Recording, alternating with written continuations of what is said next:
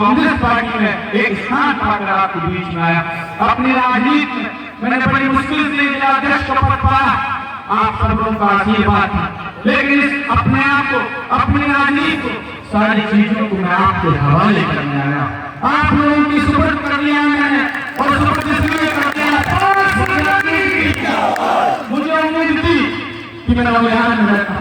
नौनिहाल वाले लोग हैं मेरे, अगर अपने आप को, अपने मान सम्मान और अपनी इज्जत को और अपने पद को और आपके बीच में लेकर आऊंगा, निश्चित तौर पर मुझे विश्वास है कि नौनिहाल के लोग कभी अपने मान मान को निराश नहीं करते। इसलिए आपके बीच में चुनाव लड़ने आया, और ये चुनाव लड़ने का मतलब यहाँ का विकास कराना है। आप सब लोग जानते हैं मेरी जो संपत्ति है वो भी आपके लिए समर्पित, जो मेरा समय है वो भी आपके लिए समर्पित है। मेरा हर चीज का अगर जरूरत पड़ेगी इस कस्बे के लोगों के लिए, इस कस्बे के लिए अपने अपने एक खून का कतरा आपके लिए निश्चित तौर पर रहने का काम करूंगा। लेकिन मैं सिर्फ मंदिर में उन लोगों को नहीं मालूम कुर्बानी क्या होती है। उन्होंने तो हमारे खून के प्यासे वो लोग हैं, उन्होंने तो हम पर हुकूमत चलाकर अपने जेलों को भरने का काम किया है, हमारे अधिकार को मारकर अपनी जेल भरने का काम किया है। इसलिए कुर्बानी की बात याद दिलाता हूँ क्योंकि उनके परिवारों ने कभी कुर्बानी नहीं दी। उन्होंने तो सिर्फ सत्ता की हनक देखी है, और सत्ता की हनक में वो चकनाचूर। मैं कुर्बानी इसलिए कहता हूँ कि मैंने भी यहाँ की कुर्बानी, और कुर्बानी में इसलिए कह रहा हूँ, साथ में मेरे पिता भी बहुत बचपन में खत्म हुआ। मेरा छोटा भाई 6 माह का गोद में था मेरी मां के, और मैं सिर्फ 12 साल की उम्र में अनाथ हो गया। मेरे पिता ने 12 साल की उम्र मुझे छोड़ा था।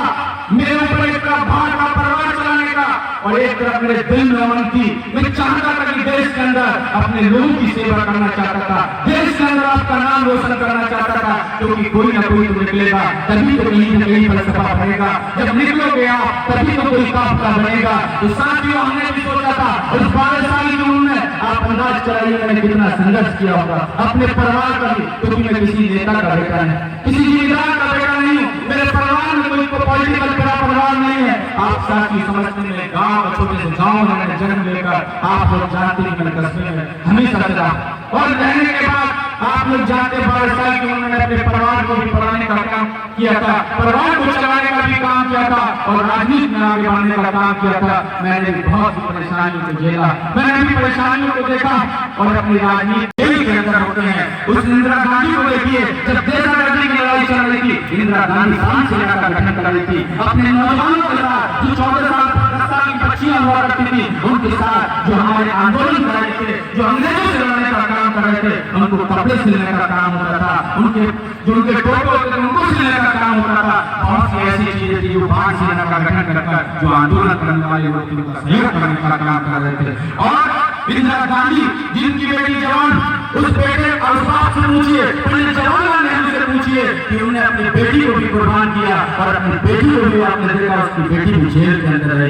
उनकी पत्नी खत्म हो जाती है, पत्नी की अंत्येष्टि पे हिटलर शाही अंग्रेज की हुकूमत उनको वो नहीं भेजती है, उनकी अंत्येष्टि कराने के लिए नहीं भेजती है, और पंडित जवाहरलाल नेहरू जेल में ही रह जाते हैं, उनकी अंत्येष्टि कोई और करता। ये कुर्बानी परवाह, इसलिए कुर्बानी का जिक्र करा क्योंकि बड़े लोग